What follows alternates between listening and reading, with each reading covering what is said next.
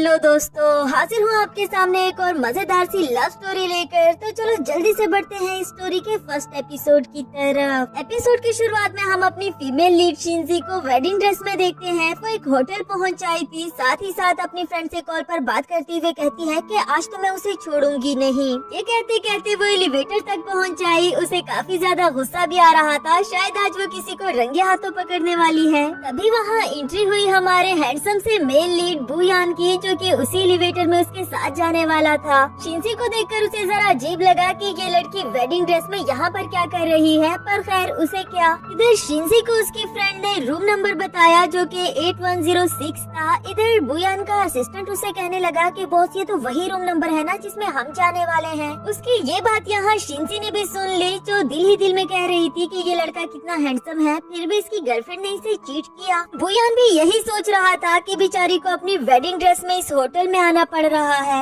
आखिरकार शिंजी कहने लगी कि अगर हम दोनों एक ही रूम में जा रहे हैं तो क्यों ना उन दोनों चीटर्स को साथ में ही पकड़ ले। जिस पर बुयान बोला कि क्यों नहीं, उसे रूम का की कार्ड भी दे देता है। लेकिन जिस तरह से वो वेडिंग ड्रेस में ही अपने फियांसे को रंगे हाथों पकड़ने के लिए आई है, ये देखकर बुयान को वो काफी इंटरेस्टिंग लगी, क्योंकि उसने हमेशा बेचारी सी लड़कियां ही देखी थी जो अपने हक के लिए आवाज भी नहीं उठा सकती। लेकिन शिंजी उन सबसे जरा अलग है। दूसरी तरफ उसके फियांसी जाओजिन को दिखाया गया, जो कि बुयान की फियांसी के साथ होटल रूम में होता है। शिंजी अंदर आते साथ ही उसे थप्पड़ मार देती है, पर जाओजिन को जरा भी शर्म नहीं आई। कहने लगा कि हमारी शादी तो कल होने वाली है, तो अगर आज मैं किसी और लड़की के साथ था भी तो इसमें क्या बुरा है। पर अपने थप्पड़ का हिसाब वो नहीं छोड़ता, शिंजी के साथ जबरदस्ती करने लगा, जबकि वो इसे खुद से दूर रहने के लिए कह रही थी। एंड टाइम पर वहाँ बुयान आकर जोजिन को किक करके पीछे पुश कर देता है और शिंजी को अपना ब्लेजर पहना दिया। उसकी गर्लफ्रेंड इसे देखकर कहने लगी कि वैसे तो तुम्हारे लिए मेरे पास टाइम नहीं होता, पर आज जब मैं किसी और के साथ थी तो तुम्हें बहुत फर्क पड़ रहा है। जबकि बुयान ने उसके हाथ से फोन लेते हुए वो वीडियो डिलीट कर दी जो कि इसने अभी अभी शिंजी और जोजिन की बनाई थी। जोजिन कहने लगा कि अगर तुम चाहती हो कि कल हमारी शादी हो जाए तो आज तुमने जो कुछ भी देखा इसके बारे में भूल जाओ, ऐसे समझो कि तुमने कुछ देखा ही नहीं। वो लड़की भी शिंजी से यही कहती है कि तुम्हारे ग्रैंडपा चाहते थे ना कि उनके मरने से पहले तुम्हारी शादी हो जाए, तो बेहतर होगा कि तुम जोजिन की बात मान लो।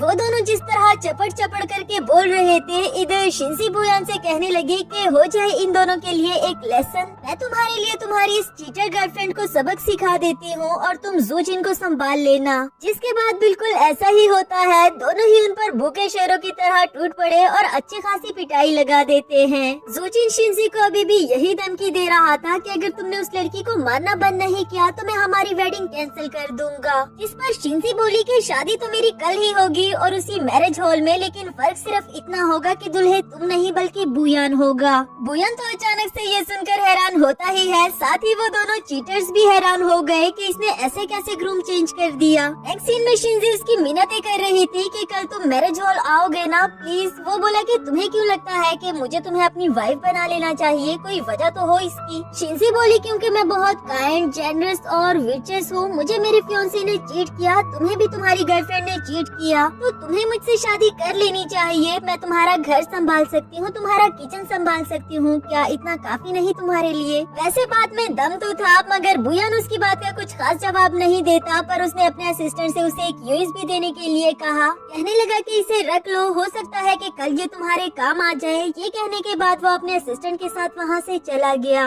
इसके बाद बुयान का असिस्टेंट जीनान उससे पूछ रहा था कि बॉस आप सच में ही इस लेडी की हेल्प करेंगे क्या? वैसे मुझे तो ये बहुत ही ज्यादा इंटरेस्टिंग लगी। बुयान भी उसके बारे में सोचने लगा, जिस तरह उसने उस लड़की की पिटाई लगाई और अपने फियांसे को भी चैलेंज कर दिया कि कल मेरी शादी जरूर होगी, पर तुमसे नहीं बुयान से। उसे भी शिंजी का ये वाला रूप अच्छा लगा। असिस्टेंट से कहने लगा कि देख लेंगे हम ये कितनी काइंड, जेनरस और विचेस है, तुम जाकर रिंग ऑर्डर करवा लो। बेचारा जीनान भी हैरान हो गया कि बॉस ऐसे किसी अनजान लड़की से कैसे शादी कर सकते हैं। नेक्स्ट सीन वेडिंग का दिखाया गया, जहाँ बाकी सब तो आ चुके थे, लेकिन सभी लोग दूल्हे के बारे में बात कर रहे होते हैं कि जोजिन तो अभी तक नहीं आया। थोड़ी ही देर में जोजिन भी पहुंच आया, फौरन से स्टेज पर जाकर अपनी वेडिंग कैंसिल कर देता है। ये कहकर कि शिंजी ने मुझे पब्लिक में एम्बेरस किया था। ये सुनकर शिंजी के अंकल मिस्टर लुई से थप्पड़ मार देते हैं कि तुमने ऐसा क्यों किया, फौरन इससे माफी मांगो। मगर इधर जूजिन को सिर्फ माफी ही नहीं चाहिए थी। कहने लगा कि जब तक ये घुटनों के बल बैठकर मुझसे माफी ना मांगे तब तक मैं इससे शादी नहीं करने वाला।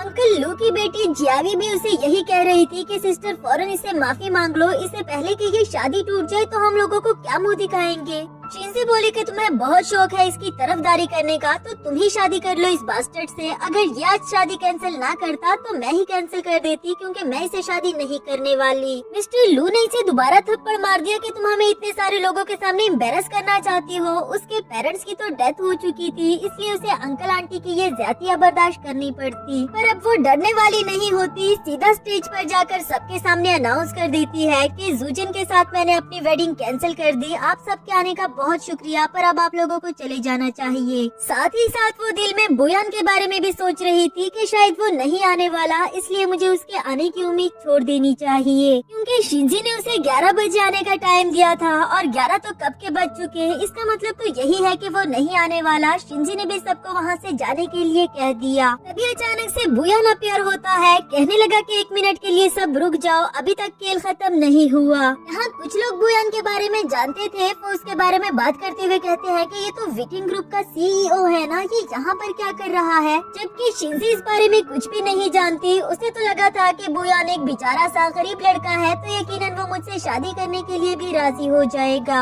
इधर बुयान शिंजी के पास आकर कहता है कि मैंने तुम्हें यूएसबी दी थी, क्या तुम्हें इसे यूज करना नहीं आ रहा। फिर अपने असिस्टेंट से कहकर उसे एलईडी पर प्ले करवा देता है, जो कि उस होटल रूम की ही वीडियो थी। अब तो सब जूजिन को बुरा भला कहने लगे, क्योंकि पहले तो सबको लग रहा था कि शायद सारी की सारी गलती शिंजी की है। जबकि जूजिन ये वाला सीन देखकर दिल ही दिल में कह रहा था कि तुम दोनों की हिम्मत कैसे हुई मुझे इस तरह सबके सामने जलील करने की, मैं इसका बदला तुम दोनों से जरूर लूंगा। इधर शिंजी ने बुयान का शुक्रिया अदा किया। कहने लगी कि अगर तुम शादी अटेंड करने के लिए आए थे तो मेरी शादी तो कैंसिल हो गई, क्योंकि दुल्हा ही नहीं रहा। वो बोला कि किसने कहा कि दुल्हा नहीं रहा। साथ ही वो घुटने के बल बैठकर एक रिंग के साथ उसे शादी के लिए प्रपोज कर देता है कि मैं इस काइंड, जेनरस और विश्वास लेडी से शादी करना चाहूँगा। वो बेचारी तो दिल ही दिल में सोच रही थी कि ये सारी क्वालिटीज तो मुझ में है ही नहीं, मैं फ्यूचर में कैसे प्रिटेंड करूँगी। पर खैर फिलहाल तो वो सबके सामने शादी के लिए ना भी नहीं कर सकती। उसने फौरन से रिंग पहन ली इधर जूजिन को जलाने के लिए। जूजिन को तो वाकई ही काफी ज्यादा गुस्सा आ गया। वो यहाँ से चला जाता है ये कहकर कि कभी न कभी तो मैं तुम दोनों से बदला जरूर लूंगा। इधर इन दोनों ने अपना वेडिंग फंक्शन रिस्टार्ट करवा लिया। सबके सामने ही एक दूसरे को हस्बैंड वाइफ मान लेते हैं, पर ऐसा लग रहा था कि अंकल लू इस रिश्ते से कुछ ज्यादा खुश नहीं। नेक्स्ट सीन में शिंजी वेडिंग ड्रेस चेंज करके बुयान के पास आते हुए कहती है कि यार आज तो तुमने क्या मस्त एक्टिंग की,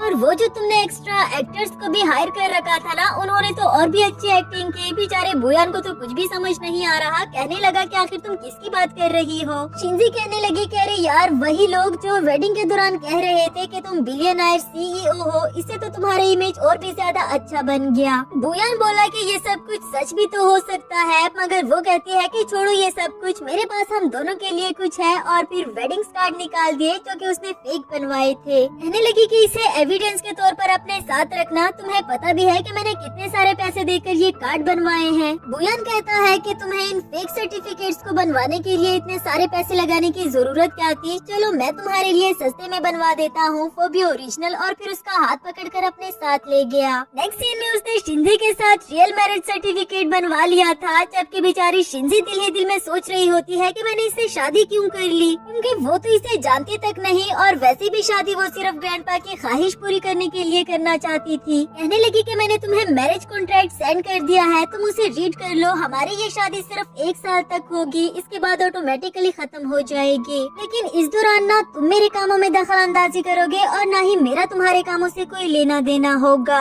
जबकि बुयान उसके करीब जाते हुए कहने लगा कि अभी ही तो हमने सर्टिफिकेट बनवाए, अभी तक ऑफिस के बाहर ही खड़े हैं और तुम मुझे कह रही हो कि मेरा तुमसे कोई भी रिश्ता नहीं। शिंजी अभी उसे ये बात और क्लियर करके बताना चाह रही थी, पर बुयान कुछ भी नहीं सुनता। वो उसे डायरेक्टली किस कर देता है, क्योंकि वो इस शादी को खत्म नहीं करना चाहता। यहाँ तो शिंजी भी स्पीचलेस हो गई कि एक तरफ से तो ये मेरे साथ इतना काइंड है और दूसरी तरफ ये मेरा फायदा उठाना चाह रहा है। बुयान बोला कि सिर्फ 1 साल का क्या फायदा, चलो इस एग्रीमेंट को जरा और लंबा कर देते हैं। यकीनन इस एग्रीमेंट से हम दोनों को ही फायदा होगा। यहाँ दोनों हैप्पी कोऑपरेशन कर लेते हैं। तभी इन दोनों को एक साथ में कॉल आती है जहाँ किसी जरूरी काम के लिए इन दोनों को बुलाया गया। फिर दोनों ही एक दूसरे को बाय बाय करते हुए चले गए। ये कह करके फिर मुलाकात होगी। एक सीन में शिंजी को पुलिस ऑफिसर के साथ दिखाया गया जो उसे कहता है कि हम जिसे पकड़ना चाहते हैं बस तुम्हें उसके रूम में डांसर का रोल प्ले करना होगा, वो भी एक सेक्सी सी ड्रेस पहनकर, क्योंकि प्लान सिर्फ पकड़ने का नहीं था बल्कि उसके मुंह से सच उगलवाना चाहते हैं। इस बात पर शिंजी भी राजी हो गई। नेक्स्ट सीन में हमें उसे उस रूम में डांस करते हुए दिखाया गया। साथ ही वो पुलिस इंस्पेक्टर के साथ कॉल पर भी होती है। कहने लगी कि सिर्फ डांस करने तक तो ठीक था, मगर इस प्राइवेट रूम में और इस ड्रेस के साथ इसके लिए आपको मुझे एक्स्ट्रा पे करने होंगे। लेकिन अचानक से कुछ यूँ हुआ कि वो लड़के शिंजी पर भारी पड़ गए। वो इसे टच करने लगते हैं जबकि शिंजी का प्लान तो कुछ और ही था।